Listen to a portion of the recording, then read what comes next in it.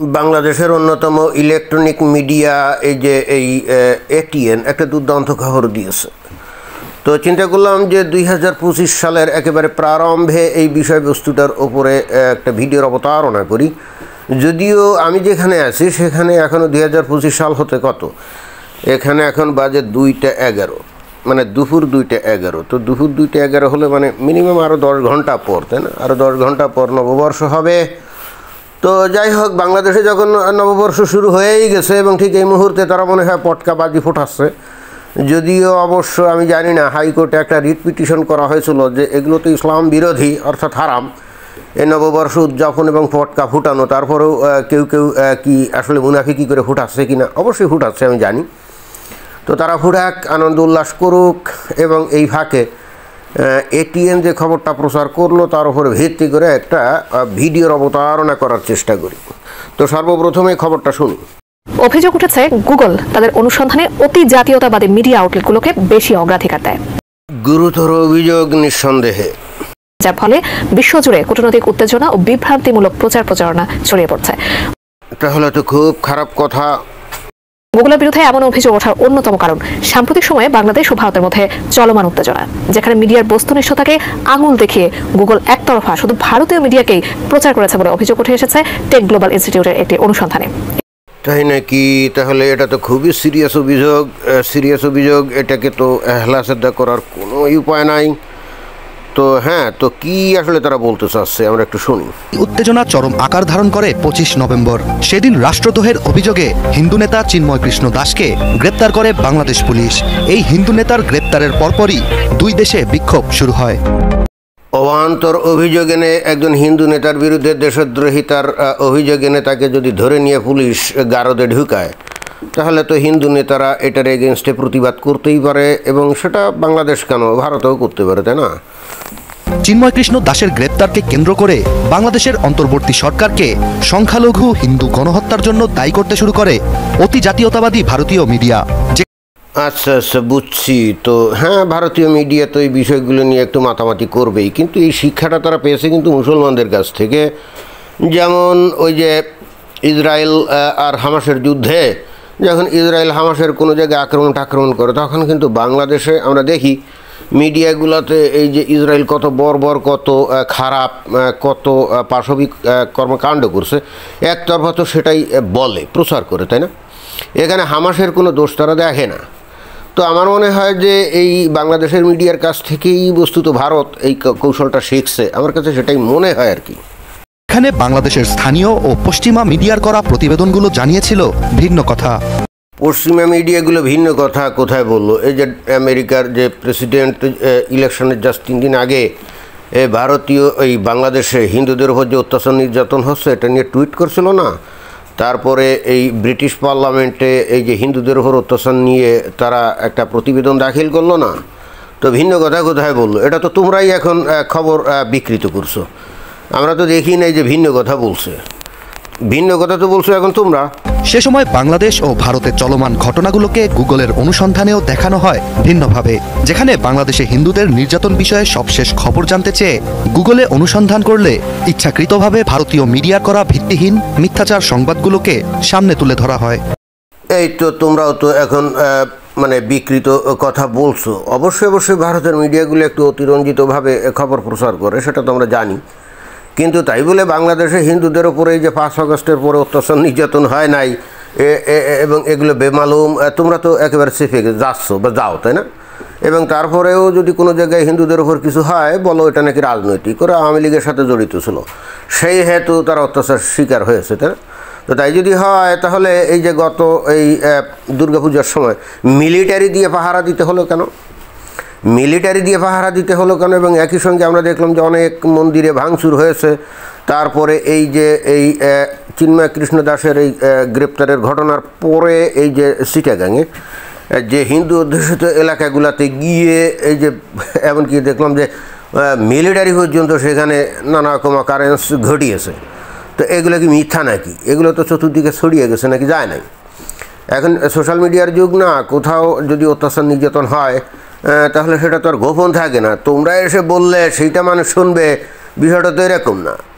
তোমাদের আসলে খবর প্রচারে অনেক সীমাবদ্ধতা আছে, কিন্তু কোনো জায়গায় কোনো ঘটনা ঘটলে যদি হিন্দুদের ওপর কোনো অত্যাচার নির্যাতন হয় তাহলে সেটা তো সাথে সাথে ভিডিও তৈরি করে মানুষজন তো সোশ্যাল মিডিয়াতে প্রচার করে দেয়, তাই না? তখন তোমাদের খবরের বিশ্বাসযোগ্যতাই তো বরং আরও হারিয়ে যায়। আর বাংলাদেশে আসলেই কি হিন্দুদের ওপর অত্যাচার নির্যাতন হয় নাই? তোমরা তো স্বীকারই করো না, সমস্যা তো সেটা। কিন্তু কথা হচ্ছে এই পৃথিবীর বিভিন্ন দেশে এই যে ব্রিটেনের পার্লামেন্টে অথবা ডোনাল্ড ট্রাম্পের যে টুইট, তো এই জিনিসগুলো তারা কোথা থেকে পেলো? তারা কি তোমাদের মতো মিডিয়া অথবা সরকার কি বললো তার উপরে নির্ভর করে নাকি? না, তাদের নিজস্ব চ্যানেল আছে, নিজস্ব নেটওয়ার্ক আছে, সেখান থেকেই তারা খবর নিতে পারে। আর এখন একেবারে মিডিয়ার যুগ, তাই না? ইনফরমেশন টেকনোলজির যুগ। একটা জিনিসকে ধামাচাপা দিয়ে প্রচার করলে সেটা যে ধামাচাপা রয়ে যাবে, বিষয়টা তো এরকম না, এটা তো প্রকাশ হয়ে যাবে। তো যাই হোক, তোমরাই তো আসলে সঠিক তথ্য প্রচার করো না, এবং সেই হেতু মনে হয় গুগল তোমাদের উপর নির্ভর করে না। কিন্তু ঘটনা আসলে সেটাও না, আসল ঘটনা একটু পরেই বলছি, তো দেখি আর তুমি কি বলতে চাচ্ছ। অথচ বাংলাদেশে ঘটা খবর পেতে সবচেয়ে নির্ভরশীল সোর্স হিসেবে অবশ্যই দেশটির স্থানীয় সংবাদ মাধ্যম ও অন দ্য গ্রাউন্ড রিপোর্টিংকে গুরুত্ব দেওয়া উচিত বলে দাবি বিশেষজ্ঞদের।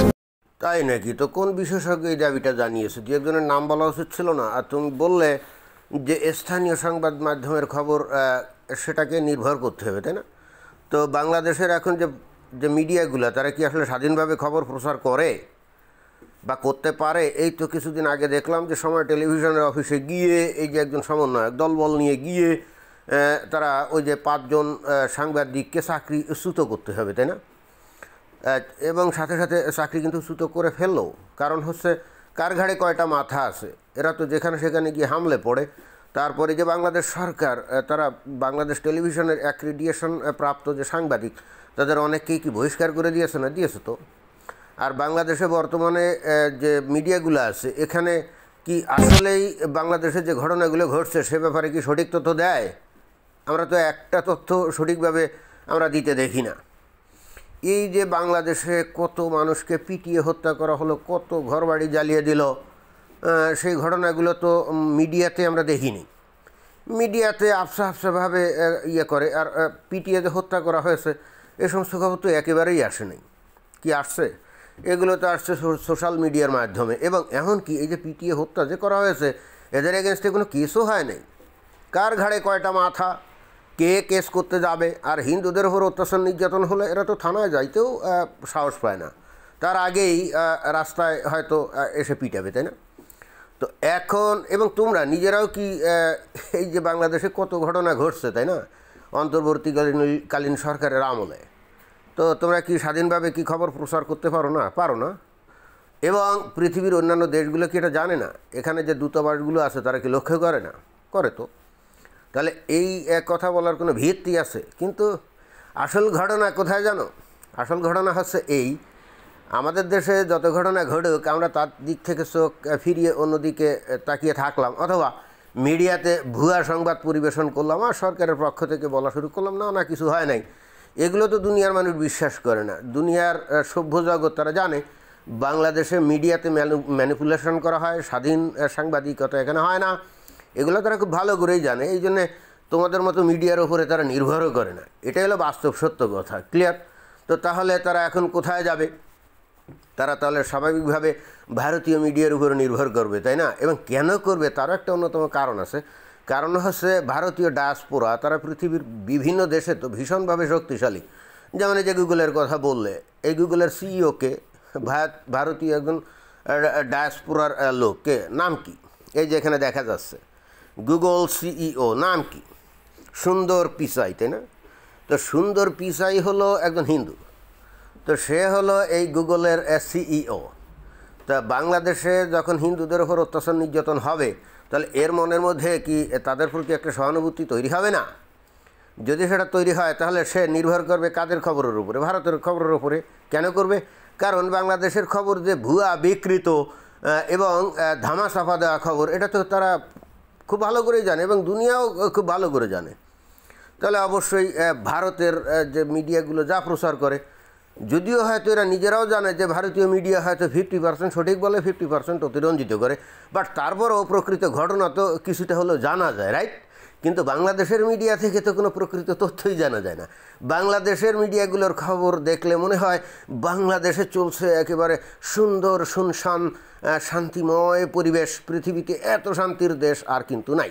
অথচ বাংলাদেশে প্রতিনিয়ত গণপিটুনি দিয়ে হত্যা, যে কোনো তুচ্ছ কারণে মারামারি কাটাকাটি, আগুন জ্বালাও পোড়া, এগুলো কি হচ্ছে না? হচ্ছে তো। তো কয়টা খবরে আসে?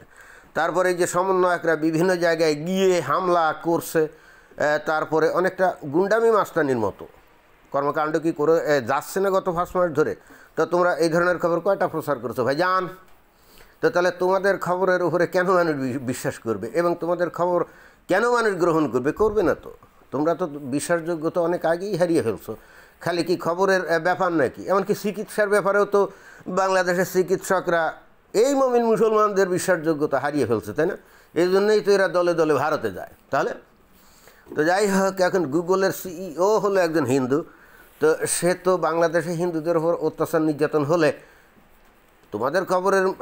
তোমাদের মিডিয়ার খবর হয়তো সে দেখে, বাট সে অন্য সোর্স থেকেও তো প্রকৃত খবর জানার চেষ্টা করে, তাই না? অর্থাৎ সোশ্যাল মিডিয়ার মাধ্যমে। আর যখন দেখে যে না, ঘটনা তো সত্য, এবং ঘটনা যে আসলেই কতটা সত্য সেটা তো শুধুমাত্র ওই যে চিন্ময় কৃষ্ণ দাসের ঘটনাই এনাফ, আর অন্য কোনো কিছু তো দরকার নেই। চিন্ময় কৃষ্ণ দাসকে যে গ্রেপ্তার করা হয়েছে, তার বিরুদ্ধে রাষ্ট্রদ্রোহ মামলা দেওয়া হয়েছে, তাই না? তো তোমরা সাংবাদিকরা বলো তো, আসলে এটা রাষ্ট্রদ্রোহ মামলা হয় না? হয় না। হিন্দুরা একটু কথা বলতেছিল, একটু প্রতিবাদ করতেছিল, দাবি দেওয়া জানাচ্ছিল, চিন্ময় কৃষ্ণ দাস সেই তাদের মুখপাত্র হয়ে কথাবার্তাগুলো বলছিল। অতএব তাকে থামাতে হবে, অতএব একটা বানোয়াট কেস দিয়ে তাকে হাজতে ঢুকাতে হবে, এবং তারপরে কি, তাকে কোর্টে নিয়ে যাওয়ার পর তার পক্ষে কোনো উকিল দাঁড়াতে সাহস পায় না। কারণ বর্তমানে যে বিএনপি বা জামাতের যে উকিল, তারা প্রকাশ্যে একেবারে প্রকাশ্যে এসে বলে চিন্ময় কৃষ্ণ দাসের পক্ষে যদি কোনো উকিল দাঁড়ায় তাহলে তাকে কি হবে, গণপিটুনি দেওয়া হবে। তো তোমাদের মেইন মিডিয়াতে এই খবর কি প্রচার করছো যে এই চিন্ময় কৃষ্ণ দাসের পক্ষে কোনো উকিল দাঁড়ালে গণপিটুনি দিবে? না, এটা তো আমরা জানি কোথা থেকে, সোশ্যাল মিডিয়া থেকে, কি তাই না? তো তাহলে তোমাদের খবরের সত্যতা তো কেউ গ্রহণ করবে না, অর্থাৎ তোমাদের উপরে কারো আস্থা নেই, সেটা বুঝতে হবে। এখন খেয়াল করে দেখো যে এরপরও এসে এই সমস্ত তথ্য পরিবেশন করছো। জি না, এটা হবে না, তোমাদেরকে কেউ বিশ্বাস করে না, and this is the reality. তো যাই হোক, বাংলাদেশের মানুষ ডুগডুগি বাজাতে থাক, তারা সত্যকে অস্বীকার করে যেতে থাক, কোনো সমস্যা নাই। কিন্তু গোটা পৃথিবীতে বিভিন্ন উন্নত দেশে, বিশেষ করে আমেরিকাতে, এই যে ইনফরমেশন টেকনোলজির যুগে বা ক্ষেত্রে, সেখানে এই যে হিন্দুরা কিন্তু মোটামুটি একটা ভালো প্রভাব প্রতিপত্তি নিয়ে কিন্তু সেখানে আসে। কারণ তারা লেখাপড়া করে, জ্ঞান চর্চা করে, নিজেদেরকে দক্ষ এবং যোগ্য হিসেবে গড়ে তুলছে বলে তারা সেখানে তাদের কর্মের মূল্যায়ন পায়, তাদের যোগ্যতার স্বীকৃতি পায়, রাইট? আর বাংলাদেশের মুমিন মুসলমান বা পৃথিবীর অন্যান্য দেশের মুমিন মুসলমান আমেরিকা বা উন্নত দেশগুলোতে গিয়ে তারা ব্যস্ত থাকে তাদের ইসলাম প্রচারে, মসজিদ বানানোয়, কখন নামাজ হবে, নামাজে গিয়ে নামাজ পড়বে, এবং স্বপ্ন দেখতে থাকে ওই সমস্ত দেশগুলো একদিন ইসলামের পতাকা তলে আসবে। এরা জ্ঞান বিজ্ঞান অর্জনে, প্রযুক্তিগত বিদ্যা অর্জনে অত মাথা ঘামায় না। কিন্তু কথা হচ্ছে যে দুনিয়াতে এখন হলো জ্ঞানী শক্তি, তাই না? ওই ভিতরে ভিতরে উল্টাপাল্টা মিথ্যা বানোয়াট মন গড়া কিসা কাহিনী বলে ইসলাম প্রচার করতে গেলে কি মানুষ ইসলাম গ্রহণ করবে? না, বরং এই জ্ঞানী শক্তি অর্থাৎ প্রাযুক্তিক এই যুগে, মিডিয়ার এই যুগে সমস্ত পশ্চিমা মিডিয়াগুলো এই মুসলমানরা কত প্রকারের সন্ত্রাসী সেটাই আসলে তুলে ধরার চেষ্টা করে, তাই না? মুসলিম নাম শুনলেই এখন পৃথিবীর উন্নত দেশগুলোতে ভয় পায় এবং মনে করে যে সে একটা জঙ্গি এবং সন্ত্রাসী, তাই না? এরকমই এভাবেই তো, যেমন পশ্চিমা মিডিয়াগুলোতে হামাস বলি, হেজবুল্লাহ বলি, বাংলাদেশের মুমিন মুসলমান তো তাদেরকে খাঁটি মুসলমান হিসেবে গণ্য করে, বাট পশ্চিমা মিডিয়াগুলো তাদেরকে সন্ত্রাসী হিসেবে চিহ্নিত করে। কারণ তারা গুলি মারে, বন্দুক মারে, অতর্কিতে হামলে পড়ে এবং আত্মঘাতী হামলা চালায়। এবং কেন চালায়? কারণ ইসলামী আদর্শের দ্বারা আদর্শায়িত হয়ে, উদ্বুদ্ধ হয়ে তারা ওই কর্মকাণ্ডটা করে। এরপরে এই সমস্ত দেশে থাকা মুসলমানরা বলে ওই 2-1 মুসলমান এই ধরনের সন্ত্রাসী কর্মকাণ্ড করে বলে সব মুসলমান কি সন্ত্রাসী নাকি? এই সমস্ত যুক্তি এখন আর কেউ গ্রহণ করে না। কারণ পাবলিক এখন জানে, অর্থাৎ উন্নত দেশের মানুষগুলো এখন জানে, যারা নাকি এই যে সন্ত্রাসী কর্মকাণ্ড করলো ওটা সে তার ধর্ম দ্বারা অনুপ্রাণিত হয়েই করছে। অর্থাৎ সে একজন খাঁটি মুসলমান হিসেবে আচরণ করছে। এখন বাকি যারা মানে যুক্তি দেয় যে ও সন্ত্রাসী কর্মকাণ্ড করছে বলে কি আমিও সন্ত্রাসী নাকি, এখন পশ্চিমা দুনিয়ার মানুষ জানে যে ওই যারা এই যুক্তি দেখায় না তারা ভিতরে ভিতরে ঠিকই ওই সন্ত্রাসীটাকেই সাপোর্ট করে, কিন্তু মুখে এসে মিষ্টি কথা বলে। তো এই জিনিসগুলো তো এখন ধরা পড়ে গেছে, ক্লিয়ার। পরিশেষে যেটা বলতে চাই, ভারতীয় যে হিন্দুরা পৃথিবীর বিভিন্ন দেশে তারা প্রভাব বিস্তার করে ফেলছে এবং এখন তারাই বিশ্ব নিয়ন্ত্রণ করে অনেকটাই। আর মুসলমানরা স্বপ্নে বিভোর আছে কবে ইমাম মাহাদি আসবে, তাই না, এসে দুনিয়া জয় করবে, ইসলামী খালিফাত প্রতিষ্ঠা করবে, সেই স্বপ্নে বিভোর আছে। তো ফলাফল যা হবার তাই তো হয়, তাই না। তো এটাই ছিল বক্তব্য। ধন্যবাদ।